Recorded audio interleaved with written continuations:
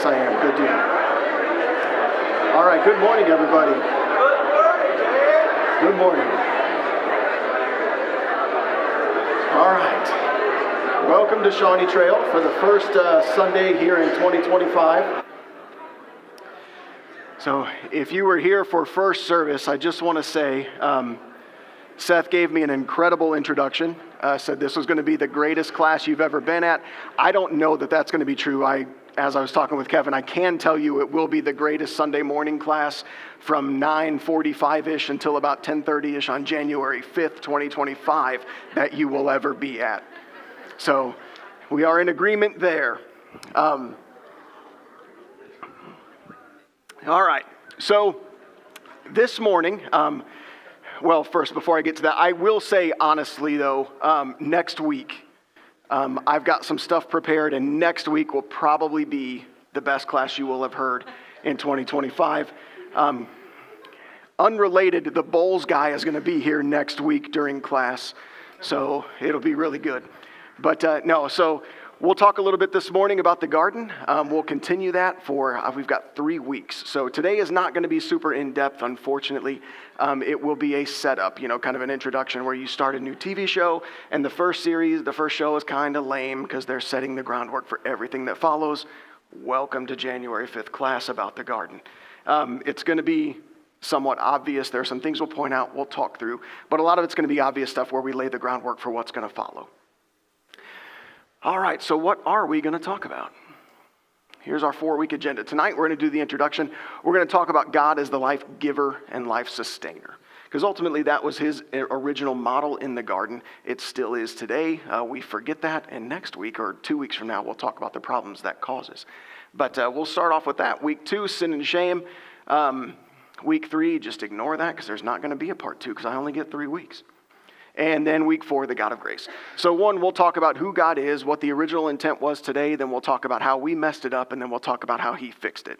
And all of those things are obvious from Eden. You don't actually have to have any other scripture in the Bible to understand exactly what God is doing and exactly where God is going. Does that sound okay? All right. So a little bit of background. God creates the angels before he creates the earth. We know that in Job 34, 4-7, God's talking to Job. This is where Job is saying, hey, God, maybe you need to rethink some things. And God actually comes down and says, hey, Job, let me tell you something. And he says, were you there when I did all these things? Were you there when I created the earth? And the angels were cheering. So the angels were created before the earth. Second, God and the angels meet daily in what appears to be somewhat similar to a courtroom, right? So all the angels stand up. God gives them their assignments. They go out. Okay, this is actually really, really important to consider that the heaven, as we know it, is a courtroom. And maybe one of these days we'll talk about what heaven actually is and what heaven actually isn't. Because when we die, we think we're going to heaven. And we will for a time. But there's actually something different. Heaven is a waiting place. Heaven is a waiting room. And right now, that waiting room holds court. Does that make sense? Okay. And last. In this courtroom, God gives the angels all the assignments. They go out and do things. He talks with them, as we see in Job, where he talks with Satan, and he administers justice. Okay, those are not going to be super important today, but I need to bring them up because as we get into next week, as we get into sin, shame, and then grace, they will be incredibly important. And we have to understand those things. Heaven operates under a system of laws or rules. Those rules cannot be broken. Those rules are dictated by the character of God. Okay? All right, now forget everything I just said because like I mentioned, it doesn't really matter for today. So let's get into creation. Let's start reading. Anybody, I need 2 volunteers. One for Genesis 1, 1-19, and then another for 20-31. Anybody want to participate in the best class ever this morning? Well, you got 1-19. All right, 20-31. Anybody? Okay, and Jennifer. All right. Go ahead. Genesis 1:1-19. In the beginning, God created the heavens and the earth. Now the earth was formless and empty. Darkness was over the surface of the deep, and the Spirit of God was hovering over the waters. And God said, "Let there be light," and there was light. God saw that the light was good, and he separated the light from the darkness. God called the light day, and the darkness he called night. And there was evening, and there was morning, the first day. And God said, let there be a vault between the waters to separate water from water. So God made the vault and separated the water under the vault from the water above it, and it was so. God called the vault sky, and there was evening, and there was morning the second day. And God said, let the water under the sky be gathered to one place, and let dry ground appear, and it was so. God called the dry ground land, and the gathered waters he called seas. And God saw that it was good. Then God said, let the land produce vegetation, seed-bearing plants and trees on the land that bear fruit with seed in it, according to their various kinds. And it was so. The land produced vegetation, plants bearing seed according to their kinds, and trees bearing fruit with seed in it according to their kinds. And God saw that it was good. And there was evening, and there was morning the third day. And God said, let there be lights in the vault of the sky to separate the day from the night, and let them serve as signs to mark sacred times and days and years, and let them be lights in the vault of the sky to give light on the earth. And it was so. God made two great lights, the greater light to govern the day, and the lesser light to govern the night. He also made the stars. God set them in the vault of the sky to give light on the earth, to govern the day and the night, and to separate light from darkness. And God saw that it was good. And there was evening, and there was morning, the fourth day.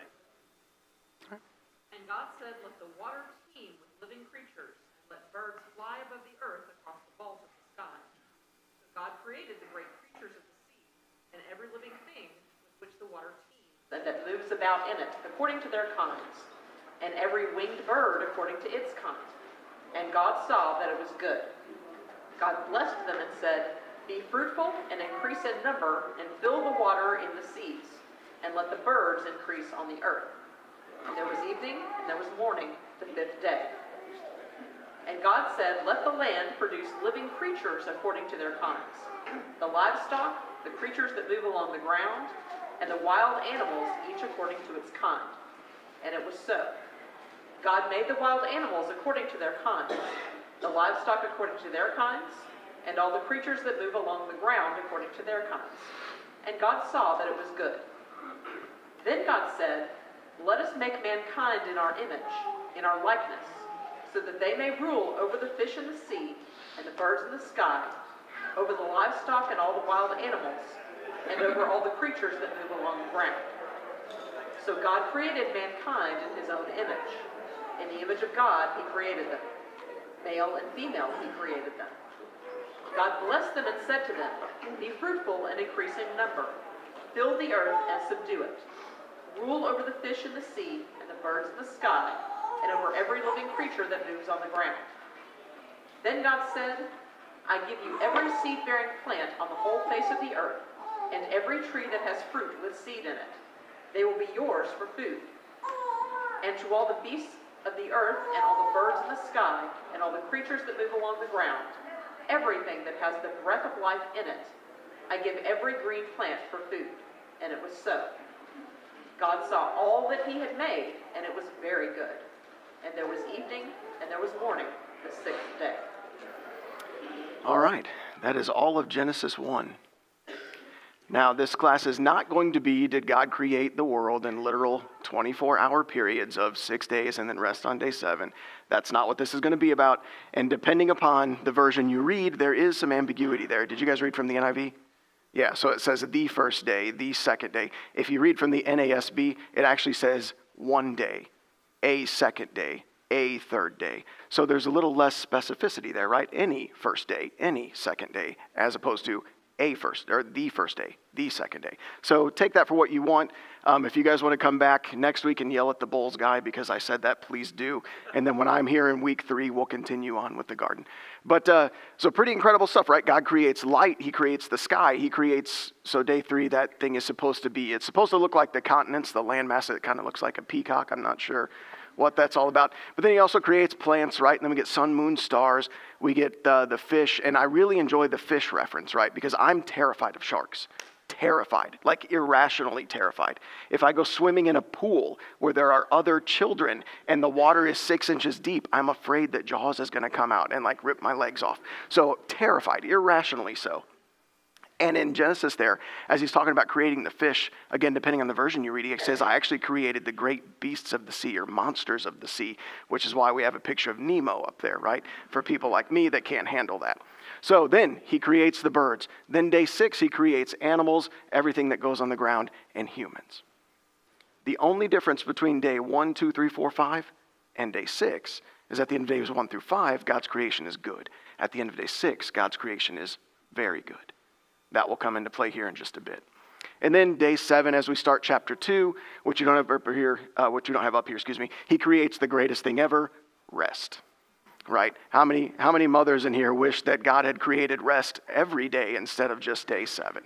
Yeah, I know my wife does. So, day 7, rest. All right. Now, let's look at verses 3 and verses 14 again. And why are we looking at verse 3? Because on day 1, God says, let there be light. And there's light, and there's day, and there's night. Day 1, right? Actually, there's night and there's morning, day 1, because the Jewish day starts at 5 in the afternoon. So day 1, he creates light. Verse 14, we find out in day 4, he creates the sun. What is going on? How do we get light for days 1 through 3 without the sun? Any ideas? What do you mean? She said he was the light. Mm-hmm. It says later in the Bible that God's being is so radiant that it will blind you. You can't live if you see him. So he was the light. Yeah. So God is the light, right? And so forgot that one. So Revelation 21:23, much later in the Bible, right? Like almost at the end of it. God says, the city, he's talking about the new Jerusalem, the new heaven and the new earth. He says, the city does not need the sun or the moon to shine on it, for the glory of God gives it the light. The Lamb is its lamp. The glory of God and the Lamb, Jesus Christ, gives light to everything that we see. It's also interesting, and I didn't put many of these verses up here, just John 8:12, I kind of summarized it, where Jesus and giving light is also giving life, right? Light and life are connected, and we know that to be true today, right? If the sun was to stop shining and we didn't have light on the earth, what would happen? We would all die, right? If plants didn't have light, what would happen to plants? They would all die. Go ahead, Ray. Mm-hmm. But I think what God did here was form an energy base. It's not something we would see. Yeah. It's something that exists for him to go from. Yeah, potentially, certainly. And, and there's some spiritual discussion here too, obviously, right? We're not just talking physical things. But the point being, God is the sole source of life. And we all know this. I don't think there's anybody in this room that I would walk up to and I'd say, hey, is there anything other than God that can provide life? No one would say yes, right? We all know that. But do we know that? And that's where I'm not so sure everybody would say yes. We understand that God is the one that gives life. Do we live our lives every day fully believing that God is the one that gives life? No. No, we don't. We're not perfect people. That's okay. But this is where we go wrong. So, what does this mean? We're going to get through this really fast today. I should have planned more in the next lesson to come in. So, God didn't need the sun to give life, right? But he knows we needed the sun to have life. So God knew this. And if you look here, God's plan was always to be the sole creator of life, the sole giver of life, and the sole sustainer of life. That was always the plan. That was the plan in the garden. That is the plan today. And as we'll talk about here in a couple weeks, where we run afoul of that is where things get in trouble. Genesis 2:7. Then the Lord God formed man from the dust of the ground and breathed into his nostrils the breath of life, and man became a living being. So God is the one that gives us life. Now, specifically, I think I missed. Oh yeah, I was going to tell you the power of creation is not just for a crustacean. That's a Moana reference for all you Disney fans. If you know, you know. If you don't, that's okay. Find me after service. And I'll point you to that movie. That would be probably the last Disney reference because they are a despicable corporation.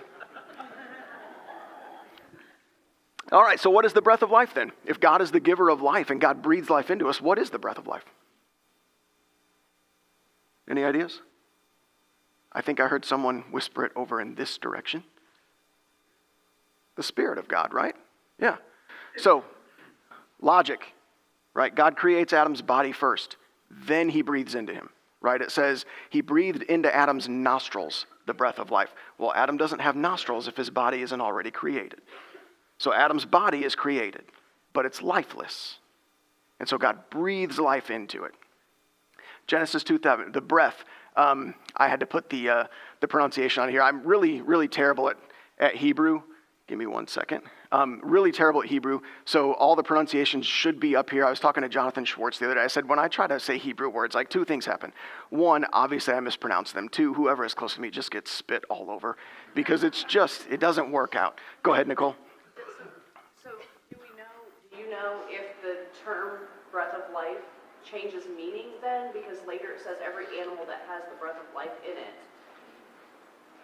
Yeah, let's talk about that here in a second.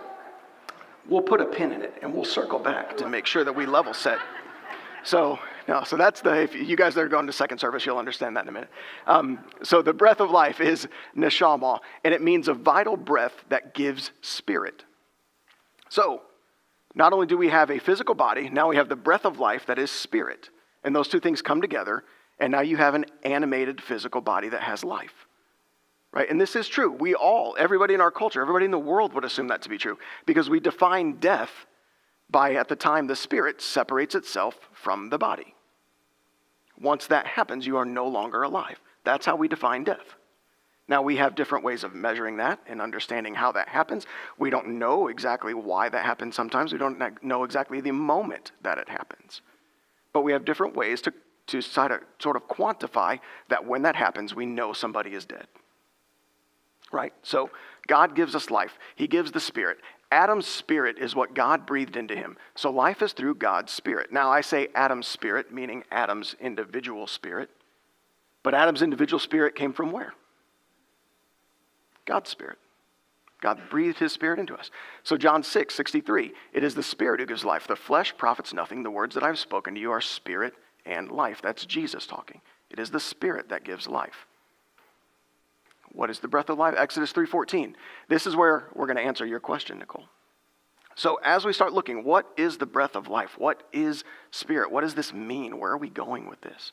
Well, Exodus 3:14, God introduces himself to Moses. He says, I am who I am. That is where we get the interpretation Yahweh, YHWH. Now we think of Yahweh as just a regular name of God. Yahweh is actually the sound of breathing. Because God's name is life, and every breath we take in and exhale says his name. It is the sound of that breathing. God says, I am in every breath of every person's life. That is who God is. Now, scholars believe actually the most accurate interpretation of Yahweh is Yahweh Asher Yahweh, which means he brings into existence whatever exists. Now, the inference here is he brings it into existence from nothing. And we know that because in Genesis 1, when it says God created the heavens and earth, the Hebrew there talks about God created from nothing something. So God did not need to arrange particles in such a way that they would explode and everything would fly into space at different speeds depending upon its mass and collect and form what we now know as life. And I'm not saying that didn't happen. I'm saying God didn't need that to happen. Okay? God created everything from nothing. There was nothing before, now there's something. And then God breathed his breath into it. So, I already talked about this point, man. So God's plan was always for him to be the sole creator, the sole provider, and the sole sustainer of life. Are we good on that? Any questions?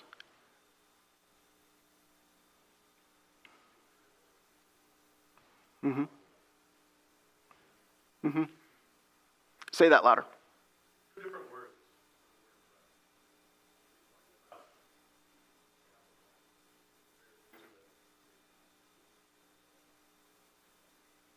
Yeah, it's okay.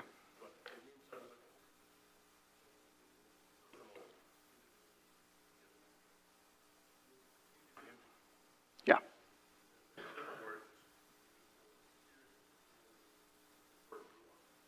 Yeah. Yeah. Yeah, and no, they do. And we're not going to hit on that a lot, but obviously there's a big difference there, right? In terms of a human being having a soul that continues and an animal not. But yeah, no, good point. Thank you. All right, Genesis 2:18. I think this is our next. Yeah, I'm sorry, did I miss somebody? Go ahead, Ray. There's a really interesting scripture in Isaiah that talks about where God came from. That very interesting question that nobody can, and this really doesn't answer it, but he tells Isaiah, who probably thinks, I've been getting these voice or visions or whatever it is, they're always right, they always tell me the truth. Where in the world do those things come from? And so God answers Isaiah in Isaiah 43:10. He says, you are my witnesses, declares the Lord, and my servant who I have chosen, in order that you may know and believe me and understand that I am He, capital H. Before me there was no God formed, and there will be none after me. Even I, am the Lord, and there is no Savior besides me. It is I who have declared and saved and proclaimed, and there was no strange God among you. So you are my witnesses, declares the Lord, and I am God. Yeah, it's a good passage. Do you have any more to say? I didn't mean to cut you off. No, okay. Okay, well, I know God says it pretty well there in Isaiah. And I think there are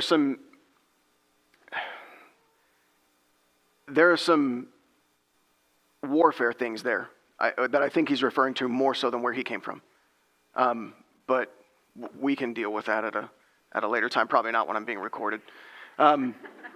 So Genesis 2:18, we'll move on to our next point here. So God is the sole creator, right? He's the sole creator, he's the sole sustainer, he's the sole provider of life. Again, I don't think anybody in this room would necessarily disagree with that on its face. But I think we will get some disagreements if we look at, do I actually live with the confidence and knowledge that that is who provides life all the time? And I say that because myself, I'm not always great at that. All right, Genesis 2:18, our detailed explanation of day 6 in creation here. God has only created one human so far, Adam, right up to this point. He has not yet created Eve, as you get to verse 18. So God here, he creates Adam, and then 19 through I think like 21 or so, he brings all the animals and all the things to Adam and has him name them, right? And God points out before he does this, he said, it is not good for man to be alone. But what I don't think Adam understands is that it's bad for Adam to be alone. And so God brings all these things in front of him. He names all these things. He talks to all of these things. As weird as that probably sounds, he goes through this whole process. And I think through this whole process, Adam realizes, wait a minute, there's 2 elephants, there's 2 birds, we'll say birds generically, there's 2 tigers, there's 2 lions, there's one of me. And I think he's probably looking around thinking, okay, that doesn't seem consistent with everything else, but okay, that's how it's going to be. But God has already said, no, this is not good. And I think eventually Adam reaches that same conclusion.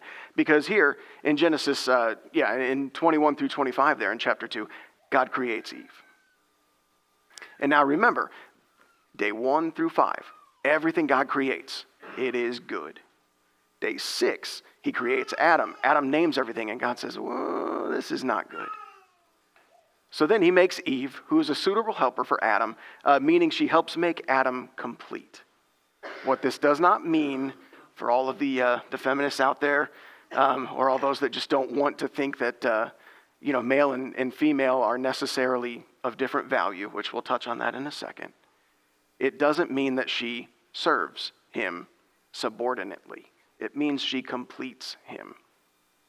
That is the suitable helper part. Yeah, so God determines the order. There is authority here, right? God, man, woman. There is authority there. But what there is not is a value statement of man is more valuable than woman. That is not the truth. That is not the case. That will never be the case. God has never communicated that. Otherwise, Jesus wouldn't have went out of his way for so many women in ministry. The word that he uses for helper there is the same word he used to describe himself to Israel. Yeah. You want to say that louder too? So I don't know if everybody heard. She said the word that he uses for helper is the same word that he uses to describe himself to the nation of Israel. So he completes the nation of Israel, right? He saves the nation of Israel. So what does this mean then? What does it mean that God created Eve to be with Adam? If you were here a couple weeks ago when I did communion, you probably know what we're going to talk about next. So God could have created Adam to be fully reliant on just him and him alone. He could have done that. I believe God knows what's best. I believe if that's what God thought was best, that's what God would have done. Did he do that? No. In fact, he didn't do it so much that if he would have done it, he said himself, this is not good. He made each human to be reliant upon him and on each other. And that's a really important point that we forget a lot of the times. How many religious people do we talk to? Do we walk through? Do we meet on a given, not walk through, you can't walk through anybody, that was a ridiculous statement. But how many people do we come in contact with on a given day? And oh, yeah, I don't go to church, God and I are good. Are you? Because he would say, no, you're not. Like he explicitly said it, actually in Genesis. Explicitly said it. So are you good? No. So Colossians 2:19, and here we're going to go through a couple different verses that just talk about the role of the body and how we grow with God. So they've lost connection with the head. Now he's give you a little bit of backstory here. He's talking about some people that have become arrogant because they think they're smarter than everybody else. And so they don't have to rely on God anymore. We're good. We've got this figured out, God. You are not the sole giver, provider, sustainer of life. We can do this part on our own. You, yeah, maybe everything else, but we got this part on our own. And so what he says here is they've lost connection with the head, from whom the whole body, supported and held together by the ligaments and sinews, grows as God causes it to grow. Well, what is the whole body?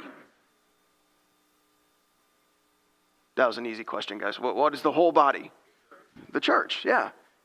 It's all of us together collectively, right? The ligaments and sinews, the relationships that we have together. God causes us to grow when we're together. He didn't design it a different way. Now, you can grow incrementally by yourself reading the Bible. I'm not here to tell you you can't, but will you experience the full growth and reach maturity as God designed it by just reading the Bible and talking with God? The answer is no. You cannot. So, Paul acknowledges here the reliance on the body of Christ and the reliance of the body on Christ and each other, there. Growth cannot happen without each relationship in place. Ephesians 4:16, from him the whole body joined and held together by every supporting ligament grows and builds itself up in love as each part does its own work. That sounds very familiar to the last verse we just read, doesn't it? That's actually how Paul writes. It's really wonderful. If you want to get a good understanding of the New Testament, just find one of his letters and dissect it, and you'll understand all of his other letters, I promise. And it's the same way for everybody that writes in the New Testament. They're consistent. They're very consistent with the same message. And that same message is, hey, everybody struggles with these things, and guess what? It hasn't changed. It hasn't changed. So here he's talking about make sure you have relationships with each other, because without that, we cannot come together. We cannot experience each other. We cannot grow the way God intended us to grow. Have to have relationships with each other. God can only grow us when we're connected to other people. And then the last verse here, 1 Peter 4:10 and 11. One of my favorites. Each one should use whatever gift he has received to serve others, faithfully administering God's grace in its various forms. If anyone speaks, he should do it as one speaking the very words of God. If anyone serves, he should do it with the strength God provides, so that in all things God may be praised through Jesus Christ. To him be the glory and the power forever and ever. Amen. Now, this verse, I love this verse, because it talks about the importance of the Bible. It talks about everybody faithfully administering their gifts. We don't all have the same gifts, right? Yes? No? Yes? No? Right?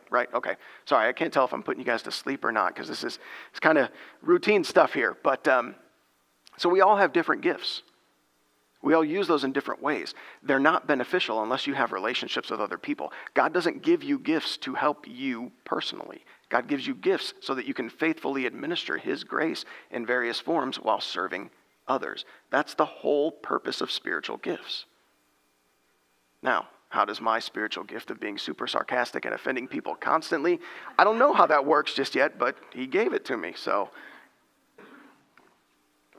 All right, what are the implications here? Meeting as a corporate body is really, really important.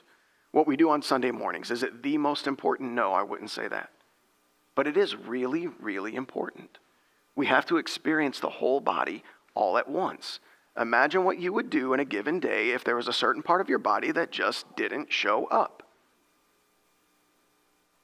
Anybody have any experience with that? Yeah, thank you. Are we not sure if I should be offended by that or. Yeah, no, but think about it.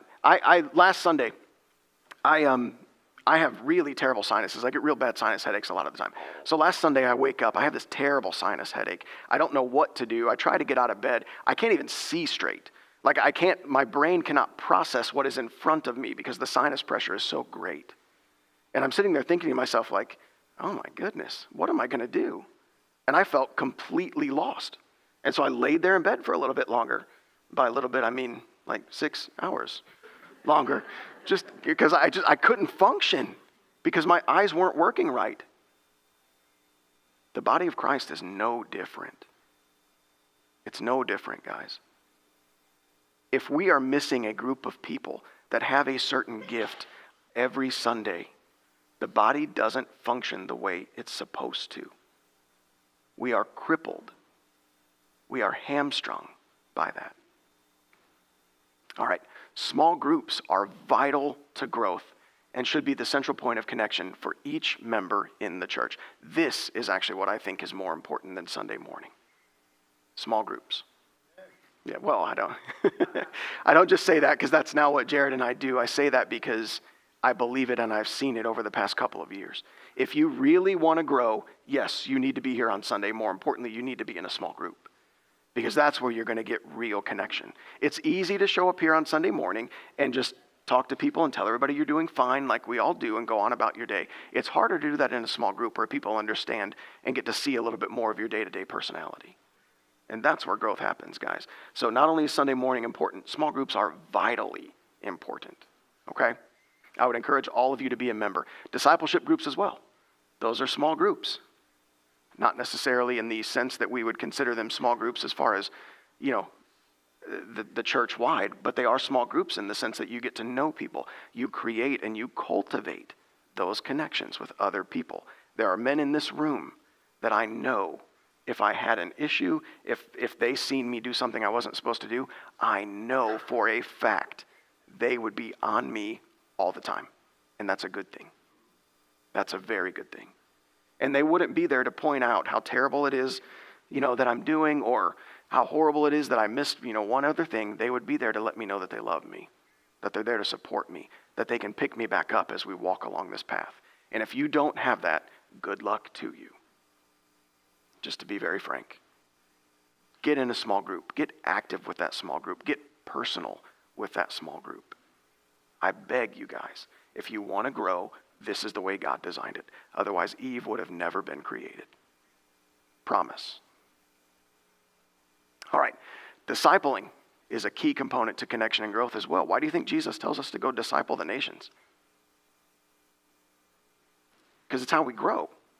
It's how others grow. It's how we develop a relationship with Him. It's how we learn who He is.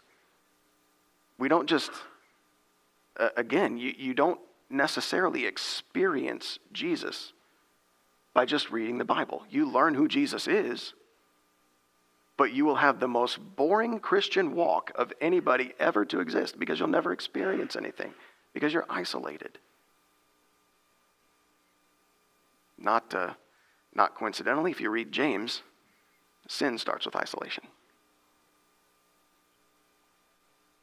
So get connected. So many benefits to that. Connection defines who we are, guys. It defines who we are. I used to think that beliefs defined who we were. Like the things that you believe. And then I found out that I actually didn't believe the same thing when I was 20 as I did when I was 15, or 25 as when I was 20. And I'll use my life because it's not quite as long, so I can go every 5 years, right? If I was talking about my wife, we might have to go every 10 years. But that's a conversation for she's younger than I am, just so you guys know. She's younger than I am, okay. But no, so every couple years you notice your beliefs change.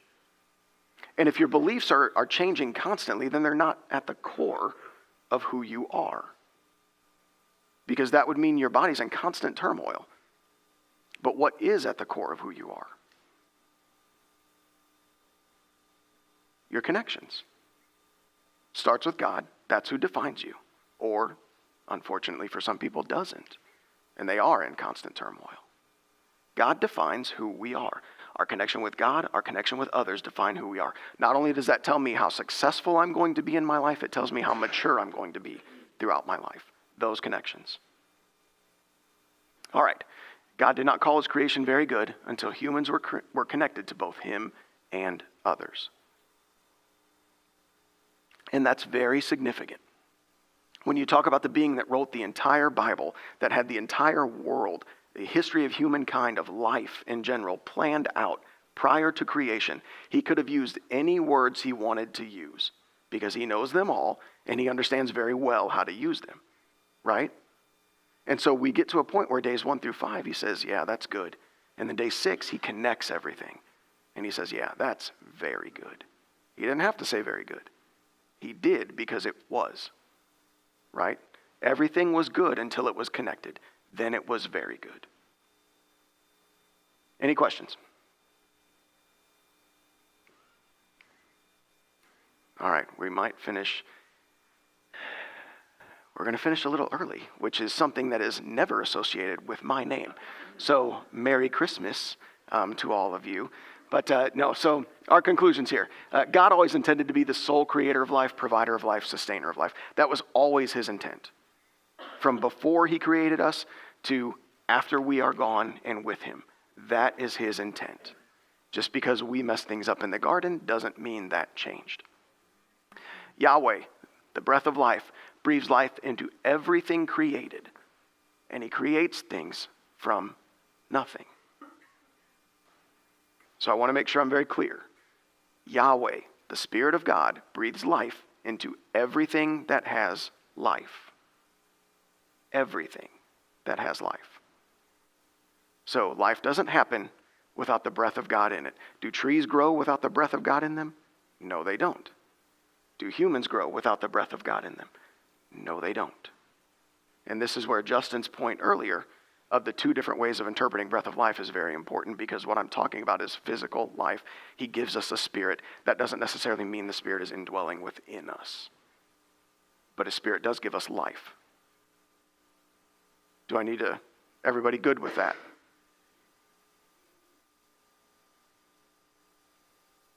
Okay, we're going to pretend like that was a yes. God's Spirit is in everything that has life physically, which different just said that. God could have created us to live independently, but he didn't. He created us to be reliant upon him and others. Really important, guys. I cannot stress that enough. I just can't. Connections with God and others are so important that God did not call his creation very good until these connections were established. And I think that's all we have today. Oh yeah, be a member of a small group if you want to grow. But again, that's kind of beating the dead horse here, right? All right, I think that's what we got today. Any questions? All right, so next week will be the best class ever, because the Bowls guy will be here and he'll be talking to you guys. And then the week after that, we'll start our journey into sin and shame. This is going to be pretty interesting, I think. There's a lot of things in here that we're not going to get to, but there are some really good things in here that we will get to. I'm almost tempted to start, but I won't. I'll save it for a couple weeks here. So the origins of everything that went wrong with the human race, what it means and how we overcome, are what we're going to talk about here in a couple weeks. and you say, man, you can find that from the garden. Yeah, you can. You can also see God's plan, as we'll talk about in week 4, to overcome that, how we mess things up. So if you need anything, let me know. If you have any questions, I'm here for you. There's my name, email, phone, text, call, whatever you need to do, email me. I'm happy to share these slides. I make these presentations very boring so I can share them with lots of words so you'll remember what we talked about. It's really hard to find a question for you. It's So okay. at the end of Genesis 1 is where he says that it's very good, but is that section sort of like just an overview, and then the next chapter is where he breaks it down? Okay, it's not where it says that we created them, he's saying we've already done it, and then in chapter 2 he goes into detail about it? Yeah, no, that's exactly what happened. So Genesis 1 is kind of the 30,000-foot overview of all the things we're going to talk about. No, and then in Genesis 2, right, he drills down into some more specific things. And that's where he talks about, creating Adam, creating Eve, putting Adam to sleep, creating Eve. So yeah, it's not necessarily sequential in that respect. And the evidence of that is 1:27.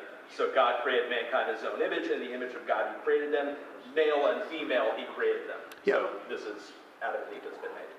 Yeah. Missed it because I went off on tape trails for things you said. But one of the things I found interesting in the creation is that it seems like everything God did day 1 through day 5 and the first half of day 6, he spoke into being. But it's on the second half of day 6 that he actually reaches down and takes from his creation and makes man with his own whatever metaphysical hint he has. And so when he talks about this is very good, he spoke all of it into existence, but he took a personal interest in forming the man and the woman in his image. Yeah. And I see that as part of very good. Yeah. Yeah, no, and that's a good point. And there's a lot of scholars that would say, when Adam is formed from the earth, that is our connection to all other things that God created. Plus, obviously, when he breathed the breath of life, that's our connection to God and to each other. So, and that's why it's very good. I kind of glossed over that. I didn't really point that out, but thank you. All right, there's the first bell. Any other questions? I think it's also like kind of interesting. So taking biology at Harding, they kind of give you a Christian perspective on it all. And so if you really break down like how creation was made, and if you looked at like what atheist scientists call the Big Bang Theory, you would actually see a lot of like similar ideas inside of it. Yeah. Like a flash of light, right? After the two planets collide, according to atheists, you see a flash of light and everything explodes. Well, you would see that in day 1, right? Energy explodes, light goes everywhere. Then you would start to see, well, the first things that were created, according to them, were plants starting to grow, and you have these different things, and literally they're describing the steps of creation without them even knowing. I thought that was really interesting to hear about. Yeah, and it's kind of a precursor, right? Like humans, we're not really super creative people. We think we are. But we make all these movies about like, oh, these superheroes that have these superpowers that can do these miraculous things. I wonder where that came from. Or, oh, this person can be revived and brought back. I wonder where that came from. Just read the Bible and then watch movies and you'll see we're not that creative. Also, building on what he was just speaking of, we talk about it and we read it and we gloss over it sometimes, but it says each produced after each kind. Didn't evolve into something different. It's each thing produced something just like it. Yeah. Also very true. But anything else? If you take away nothing else from today, God is the sole creator, sustainer, provider of life. Okay? What's that? Yes, and come to small group. But those two things, if you need a small group, talk to myself, talk to Jared. If you need to go get your kids, you can do that now too. So, all right, thanks everyone.